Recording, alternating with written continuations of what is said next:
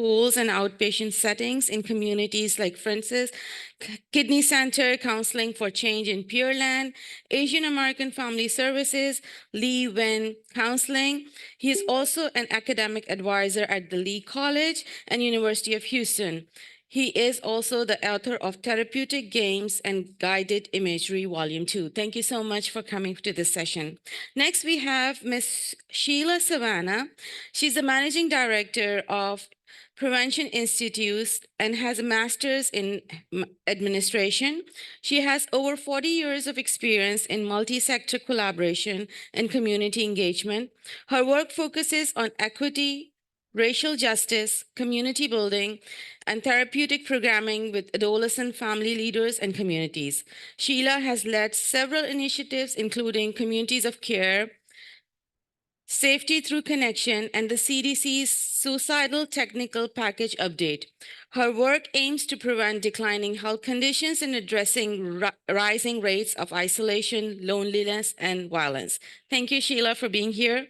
And then last but not the least, we have Honorable State Representative Gene Wu. He serves the people of District 137 in Texas House. Prior to being elected in 2012, he served as a prosecutor in Harris County District Attorney's Office. Mr. Gene Wu is currently an attorney in private practice. Since being elected as since being elected in the House, he's maintained focus on improving lives of Texas children. He has also authored numerous pieces of legislation supporting greater justice for juveniles. Now, in the sixth term, he's appointed to serve on the Appropriation Committee and sits on the subcommittee in Article 2. Outside legislative work, Mr. Gene remains active and involved in Houston community. He's also serving on boards of several organizations such as OCA, Houston, Chinese Community Center, Baker Ripley Neighborhood Centers Advisory Committee. Mr. Wu grew up in Southwest Houston, a neighborhood of Sharpstown, and he has earned his bachelor's in science from Texas A&M University, a master's from LBJ School of Public Affairs, and University of Texas in Austin, a law degree from South Texas College of Houston. Thank you so much for being with us today. Thank you. So to begin our session, I have my first question to Mr. Tuan. And the question is actually for all of you.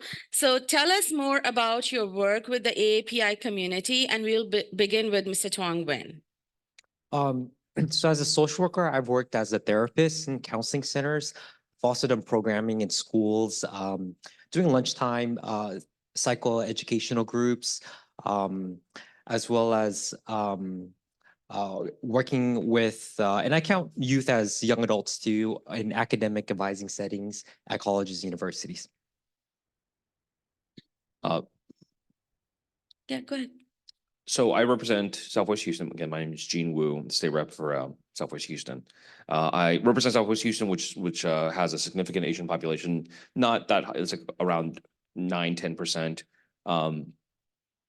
but I kind of help represent Asians all over the state because there's not that many Asian American elected officials, and I do everything from advocating for community rights down to making sure that like funding for healthcare is equitable across ethnic communities. And I work nationally across, especially around community coalitions. So when I talk about community, it's not just geographic, but it's also population. So really working with AAPI communities and their organizations and strengthening CBOs. But really a lot of my work has been working with young people and really elevating their voice and helping them be a part of the solutions in their community. Yeah. So my next question to all of you, and let us just do like a discussion. Okay. It's not like a very formal session. So what are your experiences about behavior issues, substance abuse, and need for juvenile detention in the AAPI youth? Because we have seen that a lot of times the AIP youth and juvenile justice system is not discussed together. So tell us about your experience with this in particular to the AAPI youth. Sure, and if it's okay, I'm gonna start with just talking about youth. Unfortunately, we talk about these things and we create solutions that are way too late. Most of the mental health services in Texas are triggered by another system, by child welfare, by juvenile justice, in schools after there's discipline action. And when we do that, we drive the awareness of the struggle that young people have to crisis. And we wait until there's a crisis to provide a solution. So a lot of the work that we've been doing and advocating for, and that I've really done a lot in my career, has been how do we build young people's awareness and strength around community and culture? How do we help lean into what they already know and help them have the skills to navigate and help each other navigate, which is naturally what they want to do anyway. So, Mr. Jean Wu, you were I know I understand you're not currently practice, but you have been an advocate. So, how were you? I'm an attorney right now. Okay. In fact, my day job, I represent kids in the CPS system and in the juvenile justice system. So I'm intimately familiar with Yeah. mental health issues. So, so tell us more about your experience. How does the kid from the school or anywhere else come in, and what the process follows, and what is the reaction for the families? Let me back up just a little bit, okay? Because I think this is and you brought up the point that I wanted to hit, and so let me back up just a little bit, and let's talk about mental health issues for youth, but not specific to Asians, because we have two big problems. One is up until like 3 years ago, Asian Americans in Texas were listed as other, right? Our data was not segregated from other ethnic communities. We were listed as other. So everything else got slammed into one thing. So a lot of times we would say like, where's the data? We don't have any. We have like 2 years worth of data because we only just started disaggregating, okay? Number two, the mental health system for juveniles, mental health system as a whole for the entire state, for the entire nation is so terrible.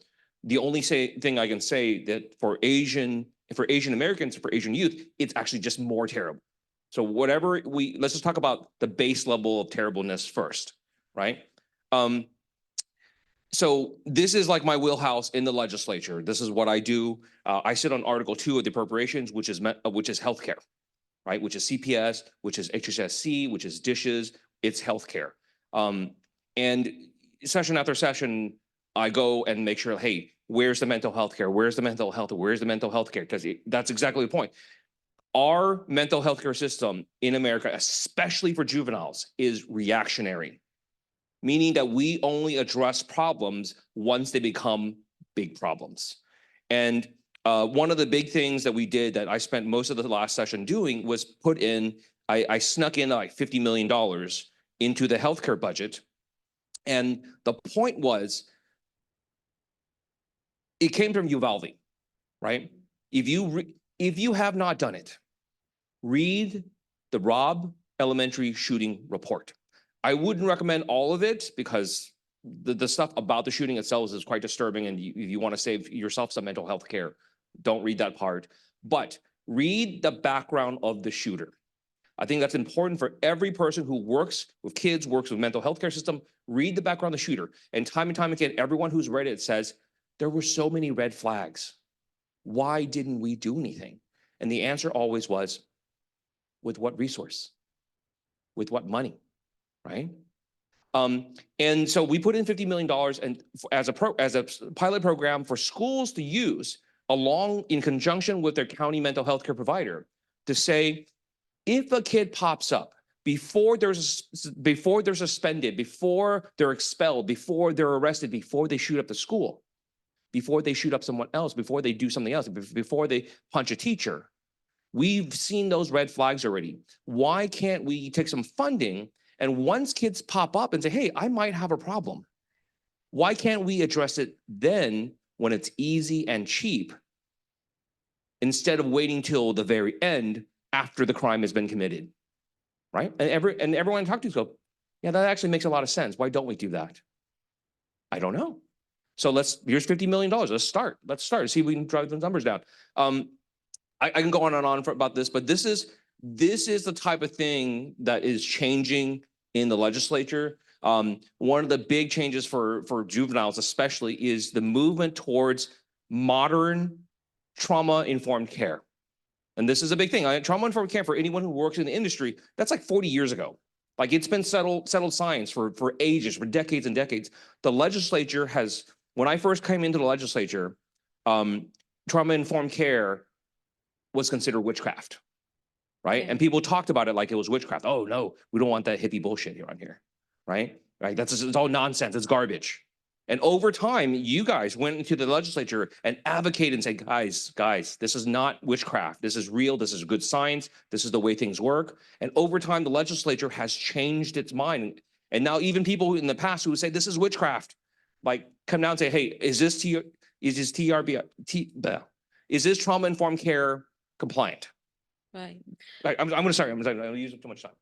So, yeah, and then tell us about your work with the school and their families.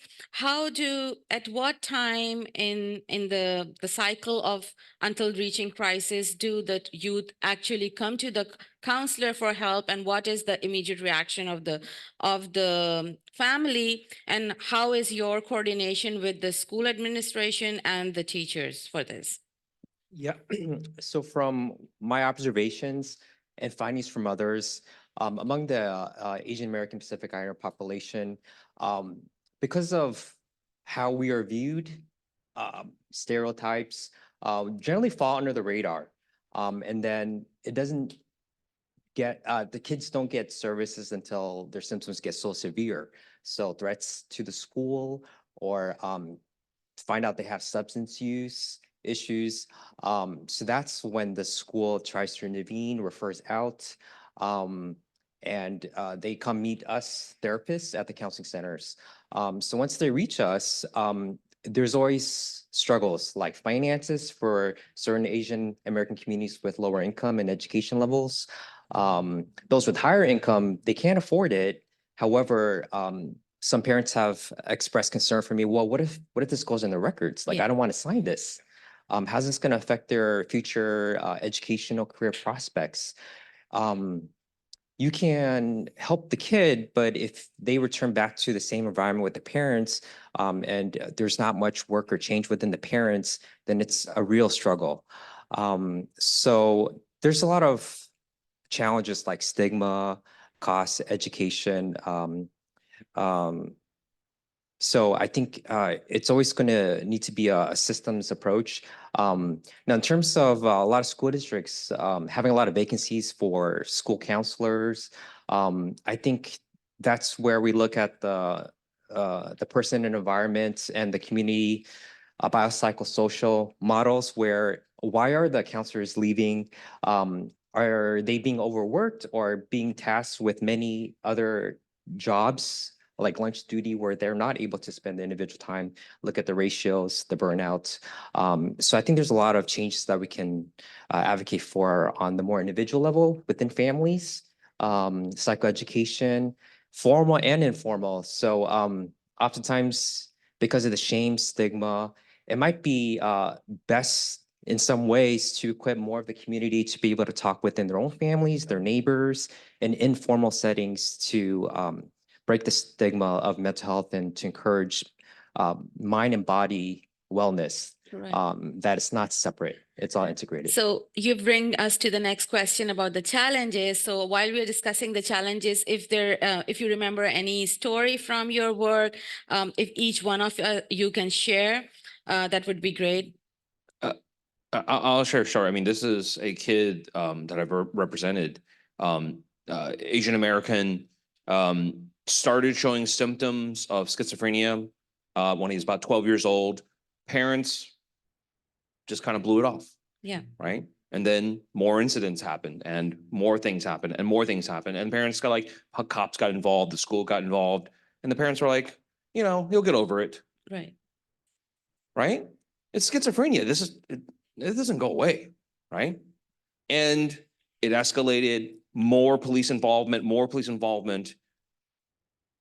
It ultimately ended with him being charged with murder. And if you look at the mental health record, there's medical records, it's like hospitalization, but he's only there for 3 days, 4 days, 3 days, 5 days. And then afterwards goes back home. Same environment. Parents just go like, no, he'll get over it. Right? Yeah. And so and as part of what we're talking about here is a part of the change that needs to happen is a change within our community. And a lot of what's driving the change in the legislative process in Congress and the state legislature is you. When you change your minds and you change the minds of the people who are out in the public and the voters, the minds of the leaders change too. And one of the things that I think we all are advocating for is for people to take mental health care seriously, that not to wait until it's a big problem, Right. address it when it's easy and cheap. Right. So Sheila, would you be able to share any stories from the community where you have seen that the AAPI youth really have challenges? I mean, definitely. What I do want to do though is also talk about challenges and opportunities kind of combined. The rising rates in suicide. I mean, when we talk about harm to others, those systems see symptoms sooner. But so often self-harm goes ignored even further. And so what we've seen across the country, definitely in AAPI, the example I want to raise though is with the East African refugee community in San Diego. They had rising rates of suicide and self-harm that were just stark. But the community organization and the youth leadership group had community conversations where they could talk about that. And so then those families where it wasn't okay to talk about it at home, the young people had an anonymous circle where the issue could be raised and their families and their parents could understand what was going on with young people as a whole. And it made it easier for those clinics to then call people into family counseling, when they're young people. So young people need support when they want to have these conversations, a lot of support along their peers, support from community organizations to make those conversations a little safer. Right. And since I am very connected to the 4As and we have Yes. done a lot of research, in 2023, within 45 days, there were 11 suicides committed in Houston. Yes. Not acknowledged, not talked about. There were immediate family members of another ethnicities, 3 suicide in a row Yeah. committed, which Yeah. is never talked about in videos or on media. It's just shut under the carpet and nobody talks about the API youth, and the model minority myth is still there, who are thriving, who are A graders, who do not need help, and they are not vulnerable. So And we have to make sure that our desires for our young people don't keep them from telling their truth. that's true. Yeah. Anything else anyone wants to add to this? I think an observation within this population is among families and schools is that if a kid, oh, he's doing pretty well in school, academically, grades are high, not causing any behavioral problems in school that they know of at home or when they're hanging out with their friends. So they're fine. We just leave them alone, let them have freedom to do what they want. And if they're in the room a lot or just on, social media a lot, then just kind of let them be as long as their grades are high. But just because their grades are high doesn't reflect their overall well-being. So I think and to get away from the singular focus, as long as they're doing well academically, setting up for career-wise, we don't have to check in on the rest of their well-being. But that's a huge disadvantage because they could be suffering silently and really struggling, just don't know about it. But in terms of different means of reaching them, I think with technology, TikTok, Discourse, social media, there's coaching by doctors for gamers specifically. So different communities popping up. So it's kind of, in a way, meet them where they're at. If they're more into social media, they want to connect that way. What works, right? I think another factor, so in terms of the biopsychosocial model, here in Texas, I think a big factor is, let's say in the suburbs, there's no public transportation. Yeah. They don't really hang out as much. The weather is hot, so it's not like they're gonna bike and meet up with friends. So it's very isolating. Yeah. So in terms of the suburbs, that's another factor. Also in the suburbs, generally the schools are quite competitive, so the academic pressure's there, trying to keep up. So other considerations to see how to see each kid as individual, but also then look at what are the common themes among the community in those areas. Can I just add one Please, one please, go small ahead. part? And this is something I rail on constantly, so pardon me. So I think a part of what drives this is our own community's buy-in into the myth of the model minority, right? So the myth of the model minority basically says that Asian Americans, we're the models for everyone else. We're the good minority. We don't yell, we don't scream, we don't protest when people insult, discriminate against us, when people punch us in the face, we just say thank you, you know. And of course, we're hard workers. We're great in school. We never have any problems. There are never discipline issues. There are never mental health issues. We don't get sick. All those great things, right? And in a sense, our community reinforces those all. You know, my parents tell us, we're the good ones. You shut up. Don't rock the boat. We're the good ones, right? And part of that is, oh, we don't have any problems. We're perfect. Everything's great. We're the best. And if someone has a mental health issue, it's like, no, no, no, no, no, you don't. No, you don't. Right. And it's so important for especially the younger generation out there to say, no, we're going to stop this. Right. And both of my mom's parents died from dementia and Alzheimer's. It was brutal. And they were intellectuals, they were doctors, head of their departments in their hospitals. And and for a lot of us, when grandma starts losing her mind, we say, oh, my grandma's just a little odd. Don't worry about her. We'll take care of it. It's like, no, she has dementia. You have to deal with this. You can't just ignore it. It'll go away. She's not odd. She needs help.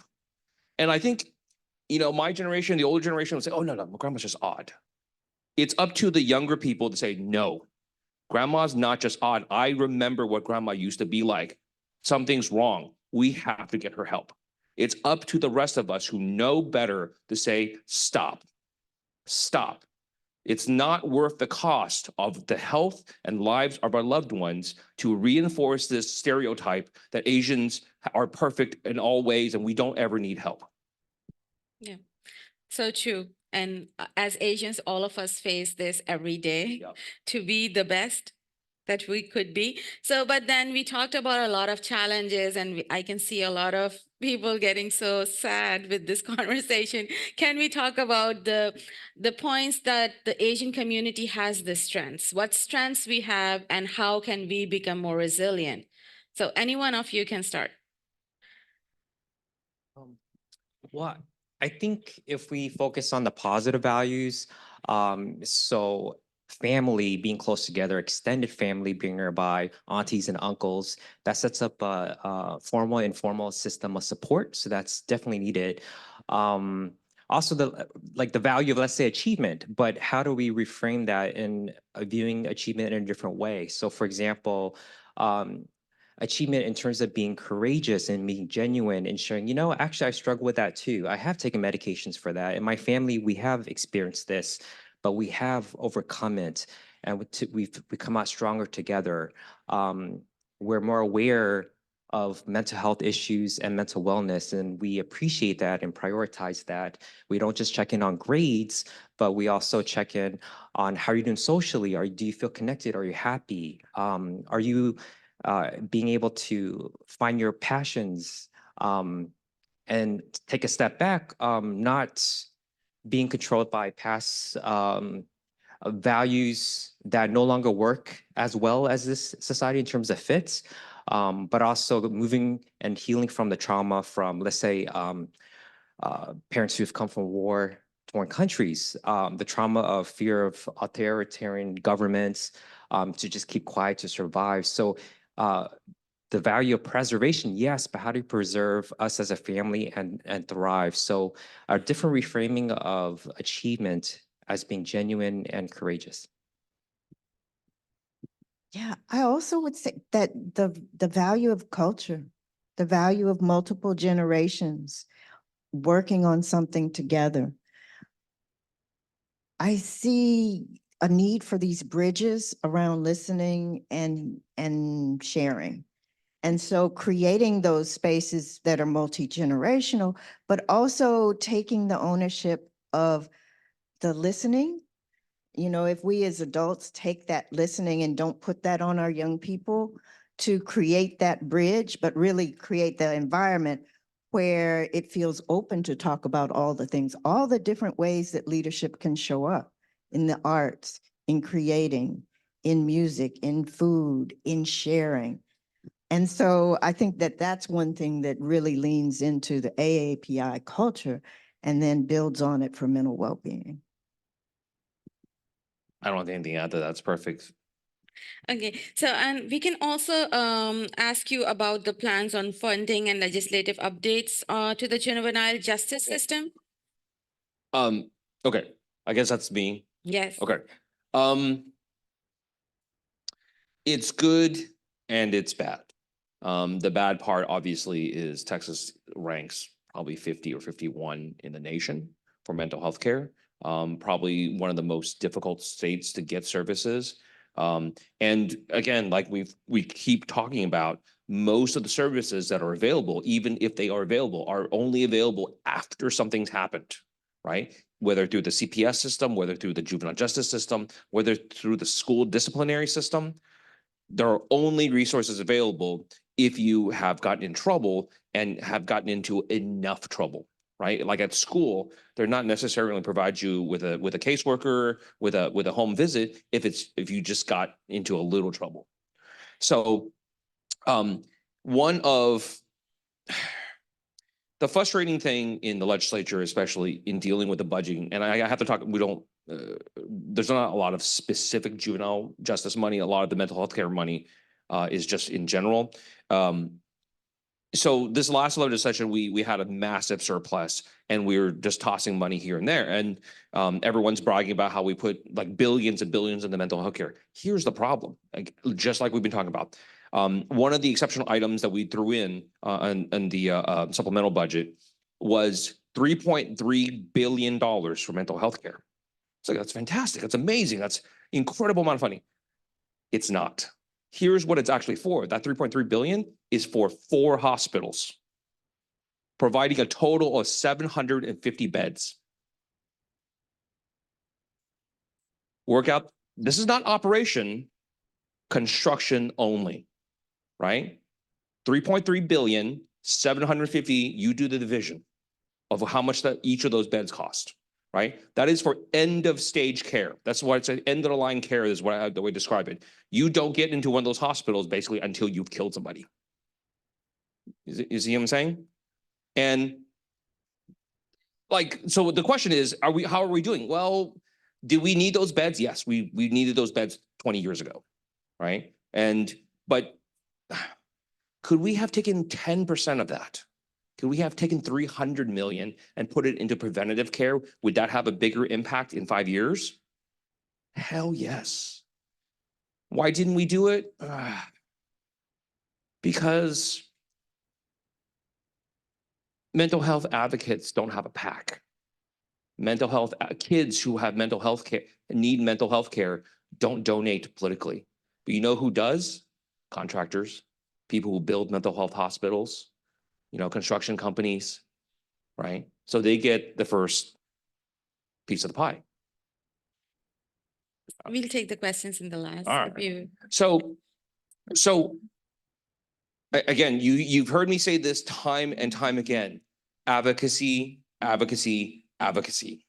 Not just in our own communities, but when you advocate in your community, that advocacy goes eventually towards the elected officials, and we need a groundswell of people throughout the community calling their elected officials saying, we want preventative healthcare money, right? Not $3.3 billion for 750 beds. We want $3.3 billion for prevention next time, right? And I think that's probably all I can say. Right. So, and I know Mr. Tuan and Sheila has also some presentation if you still want to present. I kind of want to build on what you said. I Okay. think, it is around advocacy, and it's around insisting that when those large amounts of money, because once those bills start moving, it's kind of hard to stop. But the carve outs are more doable. To say, no, we want 10% not only to be on prevention, but to go to community organizations that are grounded in community. So it's not just public institutions. In the budget, we call those riders. So you can have riders drafted that say, oh, by the way, in your giant pot of money, 500 million of it has to go to FQHCs. Right. And it has to provide supports in the languages we need. And it has to provide the supports so many miles. Some of it has to be in the arts. Some of it has to be in green space. Some of it has to be in small businesses, because this is how we do mental health. Low-income communities. Yeah. Yeah. And I know you work. Oh. Yeah, I guess from the discussion, a question comes up is, how do we quantify mental wellness? How do we quantify and put a price tag, a cost on a life saved by preventing a suicide or other deaths through school shootings? So how do we quantify all that, and how can we advocate and communicate that matters to us? So I think that's one of the big challenges, to show that, well, I guess related to being in Houston floods, right? I mean, we do a lot of investment to avoid major damage and costly lives through flooding, because we know this is what's happening. It's coming. It's always going to be around. But can we also do the same for mental health? Very good point. So I'm going to open for question and answer, and I think we can take your first question. Actually, it's not the only question, but Yeah. I want to. I think I could say. It now. So, but that's for the web. Okay. Thank you. So the reason why I raised, because what you said is just like really ring into my ear. I could not believe that $3.3 billion is like using, and you mentioned about advocacy, right?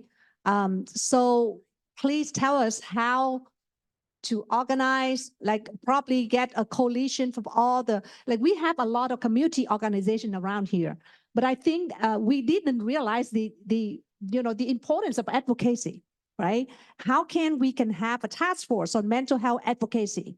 And if we have to organize a bus, go to Austin and make a case, let's do it, because that is so much needed. I'm really upset when I'm hearing about the result of, I heard about that $3.3 billion, but now if it's using for end of life, what is the point? Our kids are crying, right? So that's the first suggestion with you. The second would be, you mentioned about a prevention program into the school. I volunteer for Sandy Hook Promise. If you know about the Sandy Hook Promise, it put together just by common citizens, their parents of the kids who were killed, right? And they have a say hello programs, and they have say something. It's a computer system, like it's anonymous, calling, reporting, and they provide fund to implement. So I know that they partner with HISD. So those are kind of programs that how can we connect all the parties so that we can help our community. Thank you so much. Any thoughts on what has just been discussed?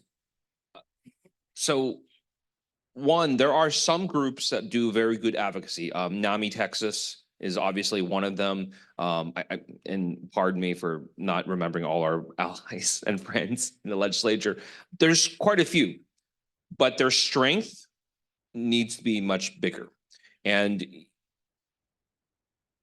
if we could form a coalition, like an organization represented school counselors, represented counselors at home, represented teachers, represented everybody who cares about mental health care, and saying this is a coalition for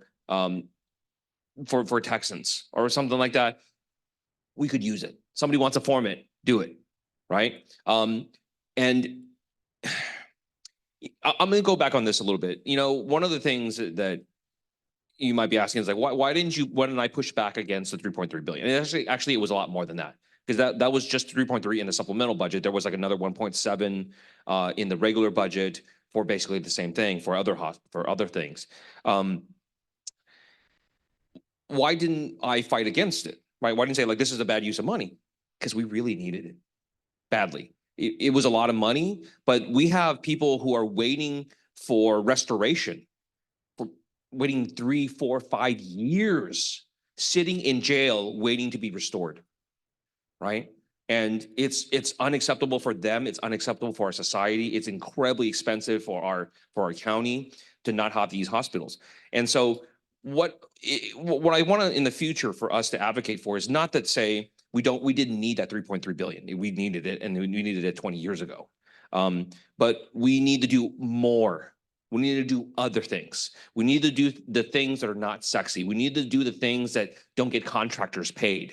We need to do the things like making sure that right now in HISD, I think the last number I saw was there's like one counselor every 3,000 students. Well, that might as well be zero.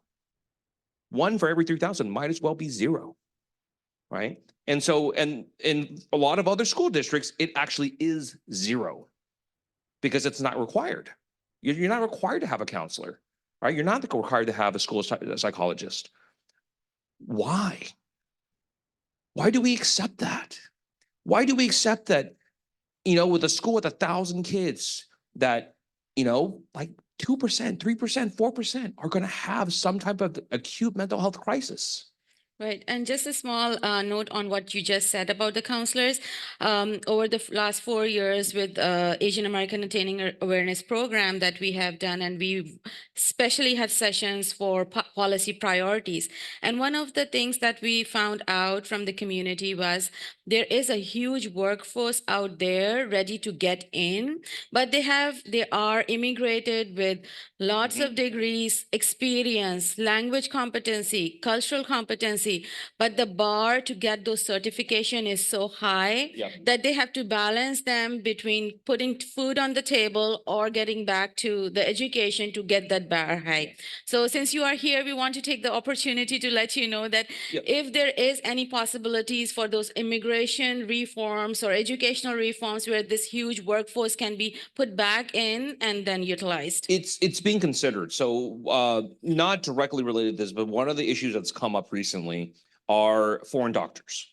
So there are a lot of doctors who went to unaccredited schools around the world. They were doctors in China, they're doctors in Colombia, whatever it is, and they come over here, and because they didn't go to an accredited school, they still pass their MCAT, but because they didn't go through accredited school, nobody will give them internship. Like Residency. Yeah, residency, right? Residency is what Yes. it's called. So big hospitals won't give them residency, and they're like, I can't become a full doctor if I don't have residency. I'm Right. one of them. So we're saying like, hey, why not create an alternative path? Like, why can't you do a residency at Hope Clinic?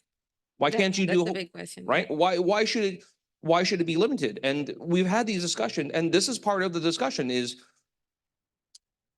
there is an inherent sense of xenophobia or racism. They're saying like, oh, well, obviously, you know, if you're a doctor from China, you're obviously not as good as a doctor here, right? And you know, I'm not going to quibble about the educational standards or anything, but you know, but like, why not? If people pass the MCAT and they can prove their worth, Yes, why exactly. not let them try? They have a system of ECFMG certification, and when you Yeah. have that certified, and then also you do not have a slot for yourself, and it's Yeah. still on the other hand, the community is saying that we want all the workforce in, Yeah. but then, you know, where the balance is. This is an ongoing battle. Yeah. And we're going to deal with it, especially in Houston, where we have such a large immigrant population. We have people from all over the world. I mean, my parents came here with advanced degrees that were basically meaningless. And I think that's insulting. It's shameful, and it's just a waste of time and money for everybody for them to all got to go back to college, go back with the undergrads, and get a brand new degree, even though they had advanced degrees coming here. And it's constantly, and it's bad for our communities that, you know, if a doctor is willing, if someone's willing to work and be a resident in a poor community, let them. Give them the credit for it. What's the harm? I mean, like, is the medical care here in this building somehow like that much worse than Methodist? Right? Or anywhere else? I would say no, it's exactly the same because all the doctors here are held to the exact same standards as everyone else. They have to pass the same MCAT. They have to be licensed by the same medical board and everything else. But somehow there's a sense of because you serve populations out here, right, that you're somehow less. That's embarrassing and shameful. Any other questions? Can I take that one first? So these two topics, both on youth as well as community mental health, kind of resonates with me, being a parent as well as a community health leadership, playing some role in there. One of the things which I have observed, my kids go to KDISD, one of the highly Asian American ISD with a lot of competition. I've seen, I mean, as a counselor, probably you will also give some insight in that. Being a model minority has been somehow enforced in their mind and they're expected to play up. And that causes a sort of lot of extra stress than they need to in their childhood, right? So I feel it's just not only about students, but it's also somehow if we could integrate them more, because I find a lot of isolation. Like in one street, there are 5 countries, but they are not integrated as much. There's lack of community activities, people getting into each other. And during pandemic, we all have seen how isolated we were. I had to organize kids, talk to the moms, let their kids get out, go for biking 2 hours a day. But is there any way from the HOA or whatever, increase the integration so that kids be kids, do physical activities, less screen time, and they are the future citizens of this country and be functioning human beings. So is there anything investing or funding or thought processes associated with that? So Sheila, can we start with you? That's right up. I was just going to say that is such a good idea. You know, we have infrastructures, HOAs or community organizations. The Houston Health Department used to do block parties through federal funding. I mean, there's so many good solutions that it's really around putting power around the things you said. You know, really, how do we support that? How do community organizations say, okay, what would happen if multiple HOAs began to support biking clubs just right in the community for young people? What would happen if the schools supported that just by sharing flyers? You know, and so I think when you talked about the advocacy, it really does spark in small places first and then builds. So when we talk about really organizing, that's community organizing. And then really leaning into who are the individuals, who are the families, what do the young people think about it? You know, they're thirsty for something to do. And, you know, I think that's just a beautiful idea. I think I just got excited. Now, I'm going to be the guy who says, okay, you have a great idea. Now what? Right? You're the only one who's had this idea. Let's carry it forward. Let's like find some friends, find some other people who are like share the same idea and try to figure out how to carry it forward. Right? Let's do this. This is how organizations get started. This is how things change. I think we have a youth here with a question. This is kind of related to our past few questions, but going back to the discussion on how I think a general theme that I heard was a lot of current mental health resources are mainly going towards like late stage mental health, correct?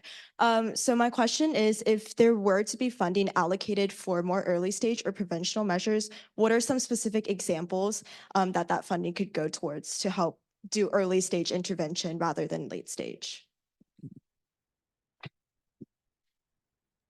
Who wants to take the question?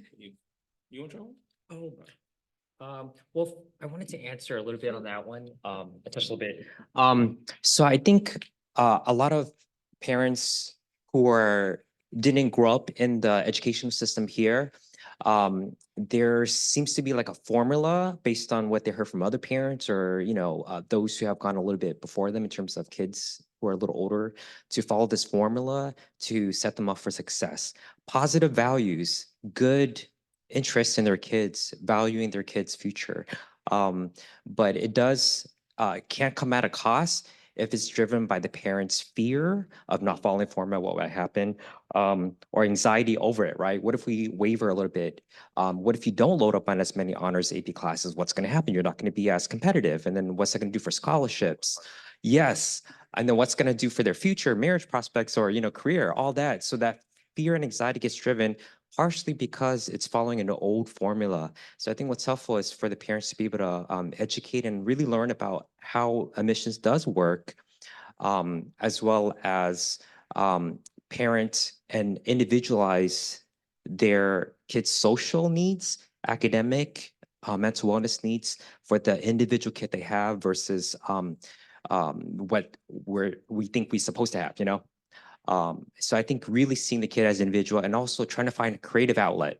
Creative outlet, prioritize sleep, prioritize social connection. So creative outlet, some way, creative outlet to get a break from the studies.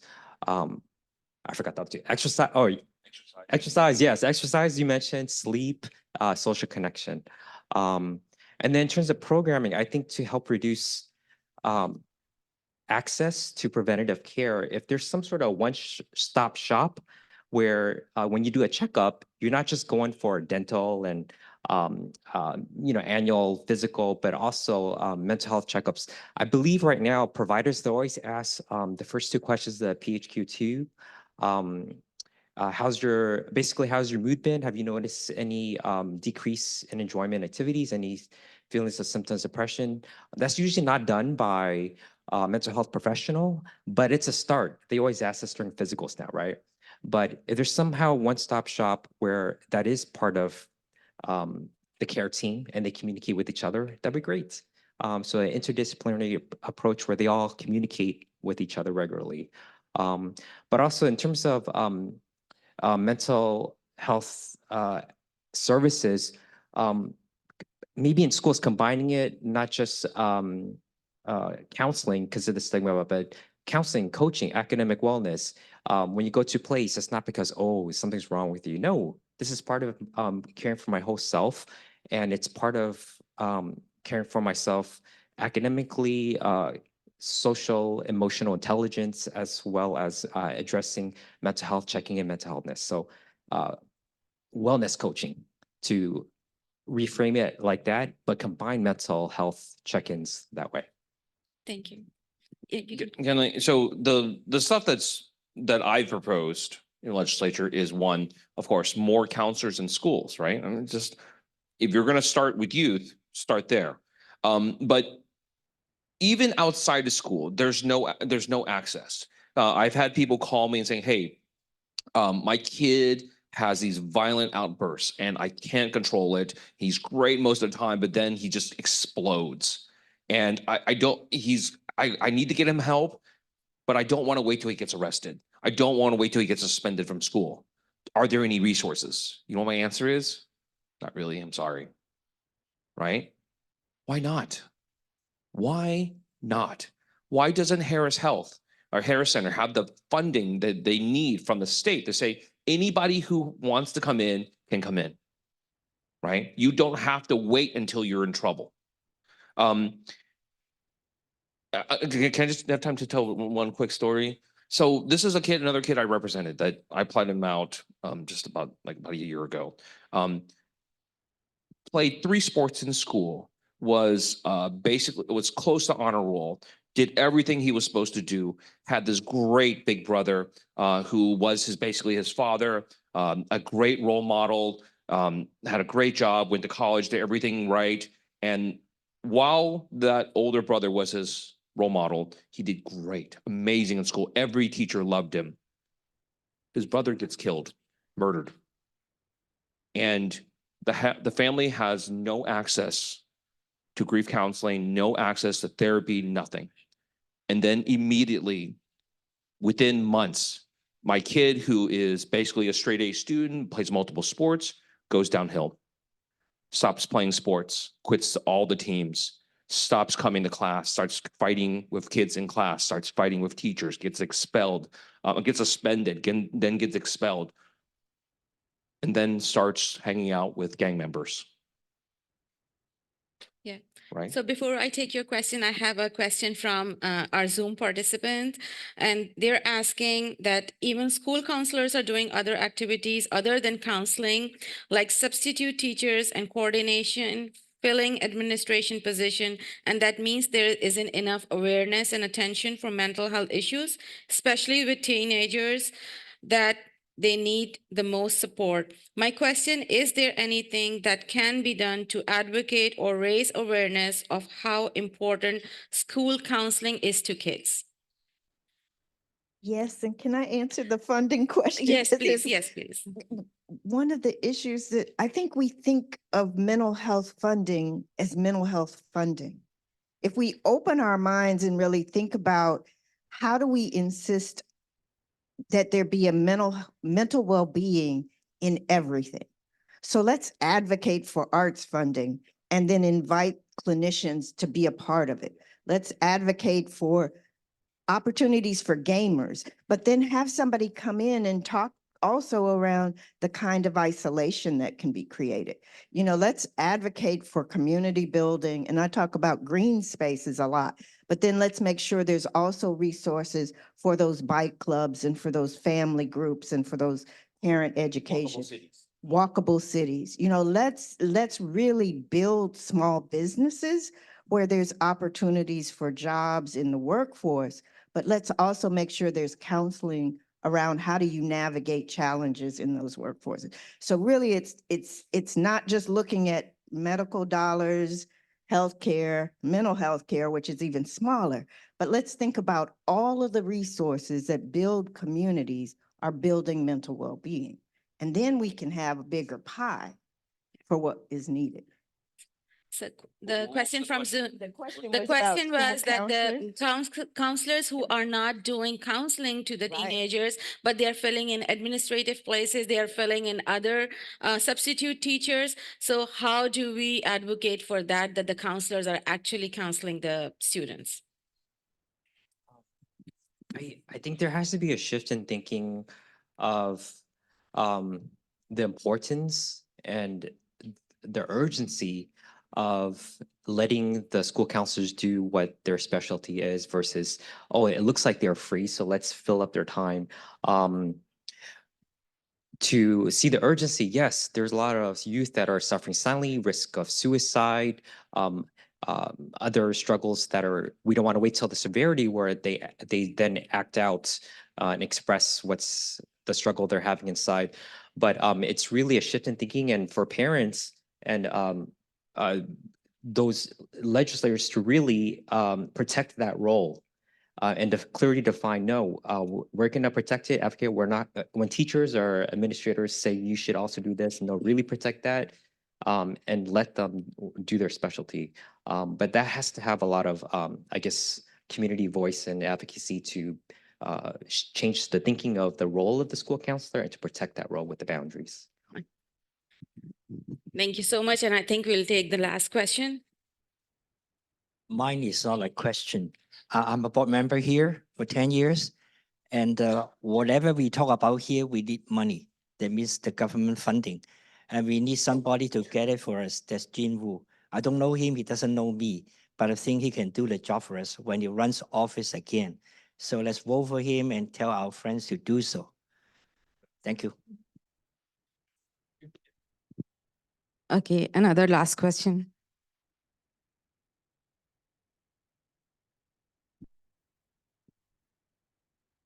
Hello, my name is Dominic Ho. I've been with this group for many, many years in the inception. I think I may have stumbled into the solution for your problem. Your problem fundamental is funding facility for folk that have problem, right? I think the better solution for you is looking for in our local, and I haven't heard anything about this hospital district. The hospital district is a direct funding with the authority of taxing. So therefore, they should have funding. You can start small. You can share the facility, or you can do all those things to start it like a pilot program, and hopefully it will roll, and you can get city, state, and federal involved with it. That would be a very quick solution, quick response. So I would advise you strongly contact to the hospital district of Harris County. You may have something going on almost immediately. The second, the other part of the problem is it also starts with an F. All those doctor and advanced degree from a BOA, you have a brand new solution. You are being classified as a FTD, foreign trained physician. So if you can't find the solution, and then contact me. I may be able to direct you something. And then you may be happier. Thank you.